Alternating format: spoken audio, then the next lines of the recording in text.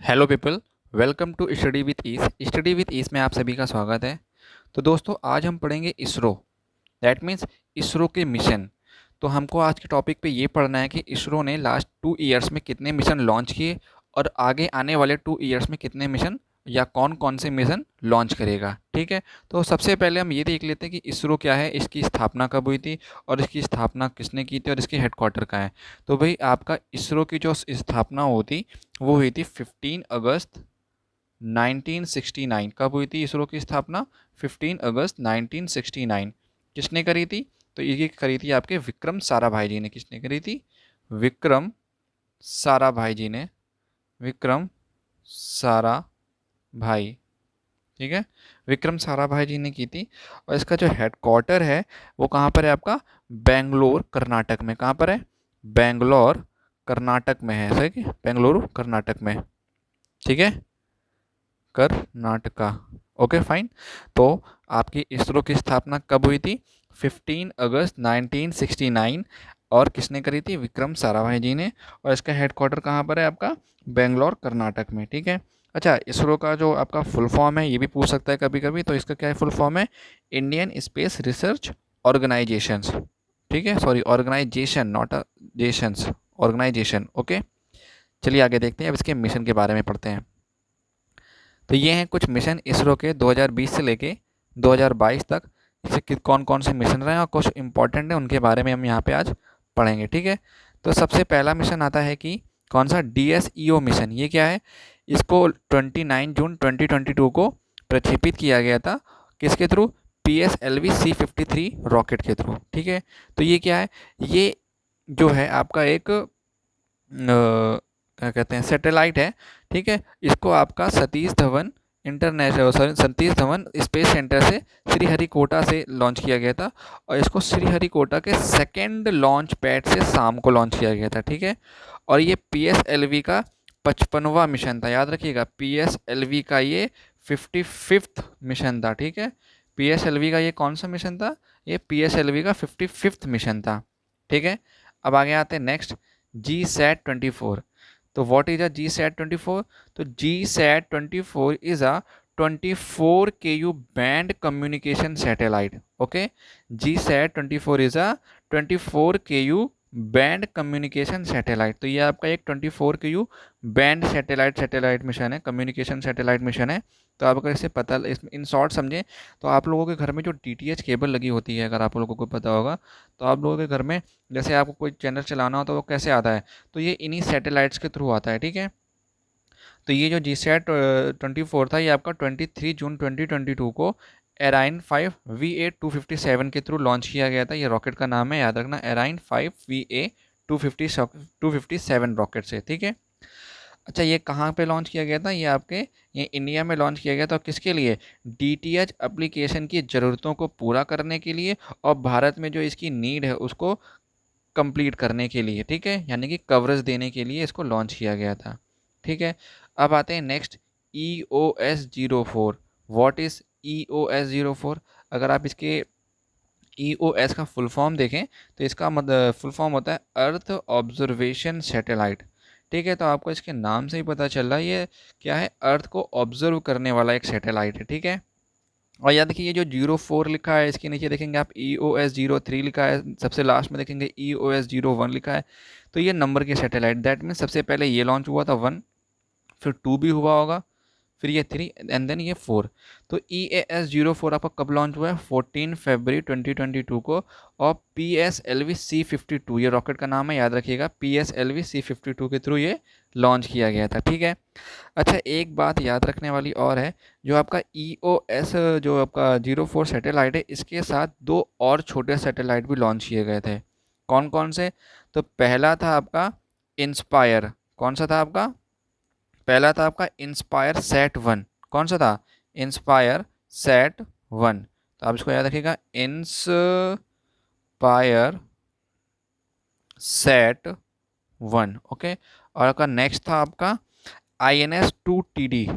INS-2TD, ये आपके 2 small satellite थे जो आपके EOS-04 के साथ लॉन्च किए गए थे। ओके, याद रहेगा। चलिए आगे देखते हैं। अच्छा, इसको और ये ऑब्जर्व क्या क्या करेगा इसके बारे में और जान लेते हैं। ये आपका एक रेडार इमेजिंग सैटेलाइट है, ठीक है।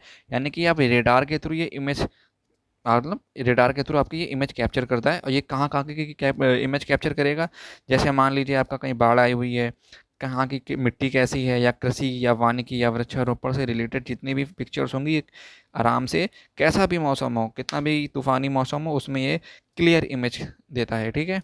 यही काम आपका EOS-03 भी करता है। ये कब लॉन्च हुआ था आपका EOS-03? ये 12 अगस्त 2021 को लॉन्च हुआ था। GSLV F10, GSLV F10 या GSLV F10 रॉकेट से ये लॉन्च किया गया था, ठीक है। अब आते हैं नेक्स्ट, एमेजोनिया वन, ठीक है। एमेजोनिया वन, ये कब लॉन्च किया गया था satellite?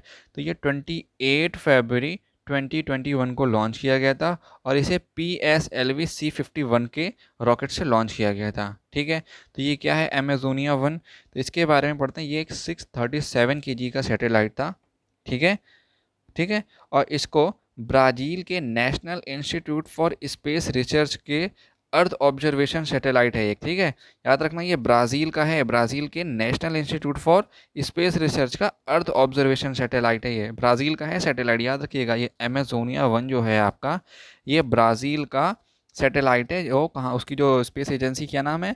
National institute for space research, ठीक है। अब ये क्यों लॉन्च किया गया था इसके लिए जान लेते हैं। तो इसको सूर्य तुल्यकालिक ध्रुवीय कक्षा में 758 kg की हाइट पर उसकी कक्षा पर रखा गया है, यानी कि जो आपका जो सन है उसको ऑब्जर्व करने के लिए, उसको स्टडी करने के लिए इसको लॉन्च किया गया है, ठीक है। देन आपका आते हैं कि नेक्स्ट कौन सा है आपका, ये है आपका CMS-01। ये आपका कब लॉन्च किया गया है? 17 दिसंबर 2020 को। किस रॉकेट के थ्रू? PSLV एक्सेल C50, याद रखिएगा। PSLV XL six PSLV XL C50 के थ्रू, ठीक है। अच्छा, ये किस लिए लॉन्च किया गया था? तो जो CMS-01 है, ये एक देश का, हमारे देश का 42वां संचार उपग्रह है, सैटेलाइट है, ठीक है, याद रखिएगा।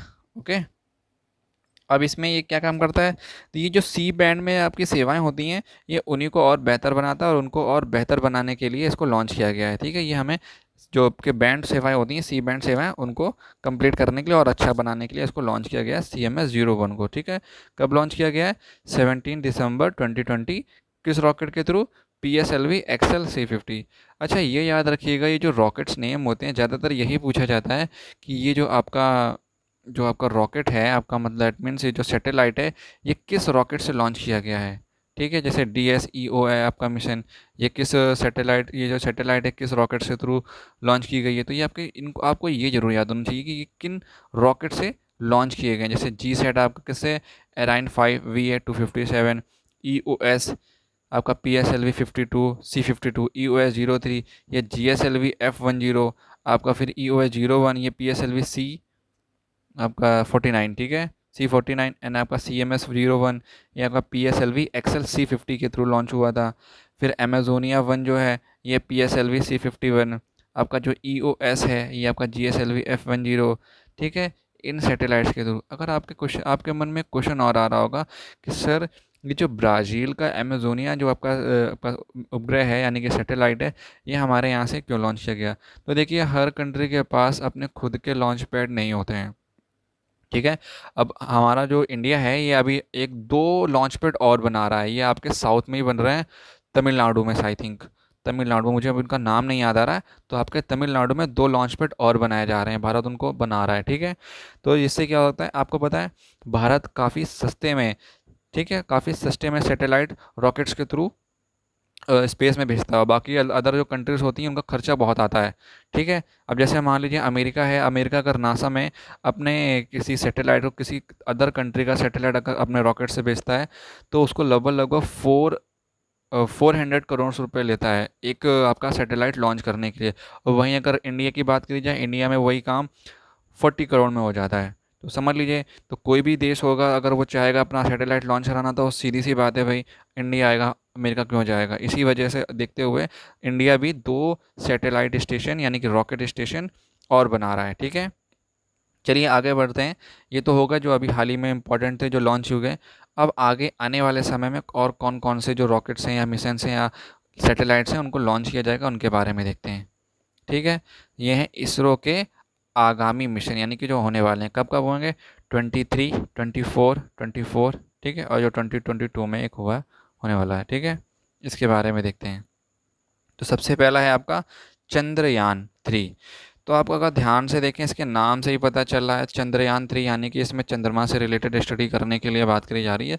तो चांद की जो सरफेस है, यानी कि जो मून का सरफेस है, उसको स्टडी करने के लिए, उस पर दोबारा जाने का एक ये कोशिश है। ठीक है, उसका वहाँ पे जाने के लिए कोशिश की जा रही है। ठीक है, फिर आपका एक नेक्स्ट है आपका गगनयान। ठीक है, ये आपका कब जाएगा गगनयान, ये आपका जाएगा 2023 में। तो ये किस लिए भेजा जाएगा, ये आपका, ये भारत का, पहली बात तो भारत का पहला मानव युक्त अंतरिक्ष कार्यक्रम है। ठीक है, ये क्या है, ये भारत का पहला मानव युक्त अंतरिक्ष कार्यक्रम है, जो कि आपका 2023 यानी कि 2023 में लॉन्च किया जाएगा। क्या, किस नाम से, गगनयान नाम से। याद रखिएगा, ये काफ़ी इंपॉर्टेंट हो जाता है, इसको आप स्टार बना लीजिएगा कि जो आपका गगनयान है ये 2023 में लॉन्च होगा। और ये काफ़ी इंपॉर्टेंट इसलिए बन जाता है क्योंकि ये इंडिया का फर्स्ट मानव युक्त, यानी ठीक है, यानी कि ह्यूमन के साथ स्पेस कार्यक्रम है, स्पेस है। ठीक है, स्पेस अंतरिक्ष कार्यक्रम है। ठीक है, फिर आते हैं नेक्स्ट, कह रहा है शुक्रयान 1। ये आपका कब लॉन्च किया जाएगा, 2024 को। तो शुक्रयान 1 यानी कि वीनस। ठीक है, तो ये आपका वीनस का जो एटमॉस्फेयर होगा उसको स्टडी करने के लिए भेजा जा रहा है। ठीक है, आपके वीनस के एटमॉस्फेयर को, किसके, वीनस के एटमॉस्फेयर को स्टडी करने के लिए। ठीक है, वीनस के एटमॉस्फेयर को स्टडी करने के लिए इसको भेजा जा रहा है। तो ये कब भेजा जाएगा, 2024 में। ठीक है, फिर आते हैं आपका मंगलयान 2। ये कब आपका लॉन्च होगा, ये होगा आपका 2024 में।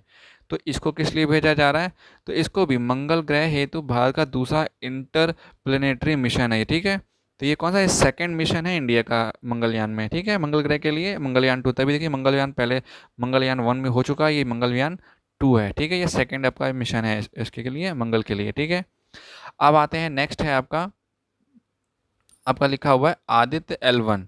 व्हाट इज़ आदित्य L1, ये आपका लॉन्च होना है 2022 में ही। ठीक है, अभी हुआ नहीं है। तो ये सूर्य का, यानी कि सन की स्टडी करने के लिए स्पेस मिशन है। ठीक है, तो ये किसके लिए, सन की स्टडी करने के लिए, सन की स्टडी करने के लिए स्पेस मिशन है। ठीक है, आपका याद रखिएगा। तो आदित्य जो है, याद रखिएगा, अगर नहीं भी याद रहा, पेपर में आ भी जाता है किसके रिगार्डिंग है, तो आप याद रखिएगा जो आदित्य है, तो ये आदित्य जो होता है ये सूर्य का ही आपका पर्याय है, एक तरीके से कह सकते हैं। ठीक है, तो आदित्य जो है वो सूर्य का ही पर्याय है, तो इसी के नाम भी रखा गया है। ठीक है, सन के, तो सन की स्टडी करने के लिए भेजा जा रहा है। फिर आते हैं निसार, NISAR। ठीक है, ये आपका 2023 में, ये भी काफ़ी इंपॉर्टेंट है। क्यों इंपॉर्टेंट हो जाता है, इसको आप सुनिए पहले। ये जो है, ये नासा और इसरो का पहला, यानी कि नासा एंड इसरो का first dual band radar imaging उपग्रह है। याद रखिएगा, ये क्या है, ये first dual band radar imaging satellite. ठीक है, याद रखिएगा, ये first dual band radar imaging satellite है। किसका, नासा एंड इसरो का, यानी कि इन्होंने कंबाइन करके इसको, इस प्रोग्राम को लॉन्च करने का सोचा है। कब लॉन्च होगा ये, 2023 में। ठीक है, अभी फ़िलहाल इतने ही हैं। आई होप आप लोगों को आज का सेशन पसंद आया होगा। तो पसंद आया हो तो प्लीज़ इसको लाइक, शेयर एंड सब्सक्राइब करें। ओके, ठीक है, मिलते हैं नेक्स्ट सेशन में।